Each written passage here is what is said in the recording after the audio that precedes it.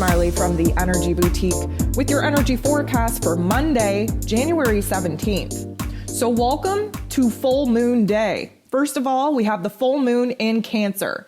This is where the moon is at its most powerful position in this Cancerian energy. Monday is ruled over by the moon, and we have a huge intensity taking place because this full moon in Cancer is intensifying our emotions, amplifying our memories, turning the volume all the way up on our hurt and pain, especially when it comes to our inner child, our connection with the mother role, and looking at the home and the family dynamics and all that has changed. If you haven't downloaded your moon guide yet, I would definitely recommend that you go and do that. That's going to help you move through the darker emotions and help you align with what it is you need to release in order to invite brand new cycles into your life once we actually purge the emotional discord that this full moon in Cancer wants us to release. This is also the last day before Uranus goes direct and the very last day that the true node will be on the Gemini and Sagittarius axis. And as we know, when there are multiple astro events all taking place on the same day, things get a little bit crazy. They get a little bit overwhelming. Things definitely peak and intensify, and we can definitely feel overwhelmed by all of that energy. We have 9 different aspects taking place today. 8 of them involve this full moon in Cancer. Right out of the gate, the moon bumps into Jupiter, and this is going to be a tough aspect because Jupiter, he kind of turns the volume up on whatever it is that we're thinking and feeling and experiencing, and Lord knows we are feeling everything. This is going to be quite an overwhelming, intense type of pressure. We are definitely having a hard time aligning with our higher selves and even aligning with our ego because we're all over the place. We feel like we are being torn from the past to the present moment, torn between our heart and our head. We are definitely realizing that we are in a pressurized state of growth and expansion right now, but realistically, we just kind of want to curl up in a ball and wait for this energy to pass. The moon is going to trine Neptune, and this is a beautiful energy for us to kind of gain a bigger, broader perspective if we're able to detach from our ego long enough to actually see what it is that our higher self wants us to see from the present situation. The moon in Cancer, very emotional, very intuitive, very connected to the home, to the family. Neptune in Pisces, a lot of water energy. This is about transformation, healing in our emotional selves, understanding the soul contracts at play, the life lessons at play. And like I said, if we're able to detach from our ego long enough and align with our higher selves, we are going to have a little bit more of a spiritual understanding, a little bit more peace kind of created within us about the situations that we're currently dealing with. Now, the moon is going to bump into Uranus, and Uranus, of course, is preparing to go direct. Uranus is the higher intellect. It is inspiration, insight, downloads from higher realms. This has a tendency to do a number on our central nervous system. Again, please listen to this week's Ascension forecast if you haven't already. This is really going to kind of jack us up, make us a little bit nervous and restless. But here's the thing. There's beautiful moments coming in of aha moments, inspiration. There are connections being made, and this is a visionary energy where suddenly we are kind of clearing the fog from our emotional realm and we start seeing very clearly in our highest mind. The moon goes ahead and bumps into Mars in not the nicest situation, but let me tell you, this is likely going to be an outside trigger, an outside activation, likely from a personal relationship where we are going to be angered, we're going to be triggered, we're going to be frustrated, a little bit restless. Why? Because Mars rules over our physical energy, our drive, our passion, our desires, and our anger. And sometimes many of us need to be angered to the point where we are willing to make some of the changes that we weren't willing to make when we weren't frustrated, we weren't restless, we weren't angry. This particular energy we want to be very cautious of. We are under a full moon energy and intensity, which means that we could pop off and really kind of act out of sorts, act on our impulses, which we don't want to do.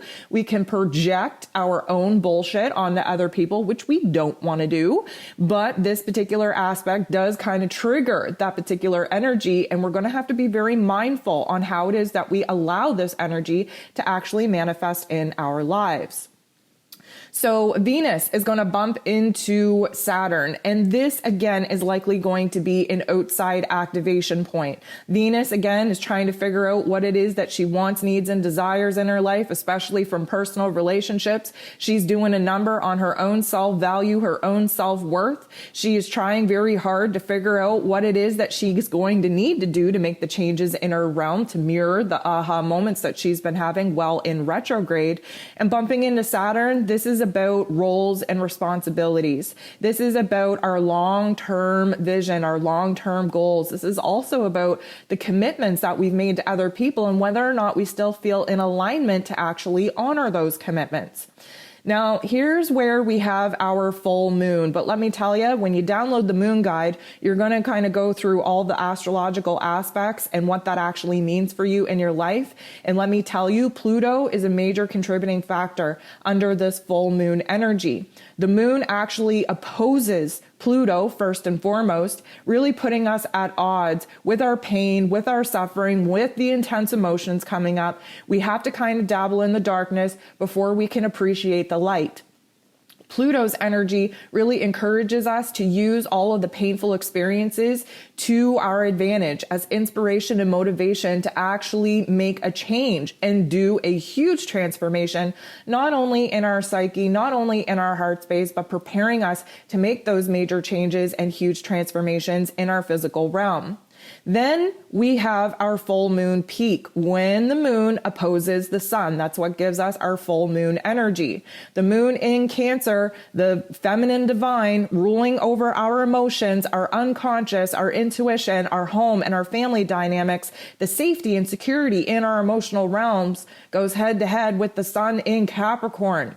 That masculine energy, the father energy, the earthly energy, the physical realm. This is our roles and responsibilities, our finances, where it is in our lives that we have to start building new foundations for the future to provide us with the safety and security in our physical realms so that we can have the emotional safety and security in our home and in our family dynamics.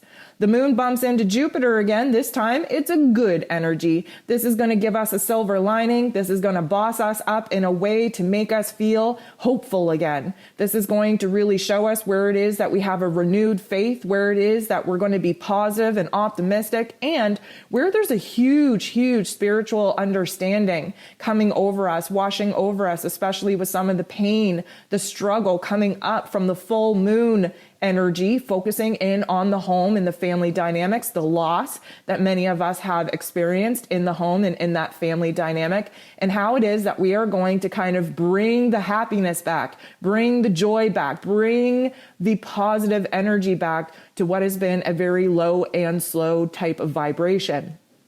Lastly, we have the moon sextiling with the true node. And again, the true node is about to shift out of the Gemini-Sagittarius axis that we've been experiencing for the last 18 months and moving into the Taurus and Scorpio axis. That will give us our life lessons for the next 18 months. Again, if you have not listened to the 2022 energy forecast, the 4-part series that I put out covering all the astro events for this year, please go ahead and listen to that. That's going to give you a huge understanding on what the true node actually does for us and what the kind of lessons that we have to kind of look forward to learning over the next 18 months. The moon sextiling the true node in this way is kind of giving us a bright light to go ahead and revise our plans in moving forward. Yes, it's been painful to think about moving forward without some people, without our jobs, without some relationships.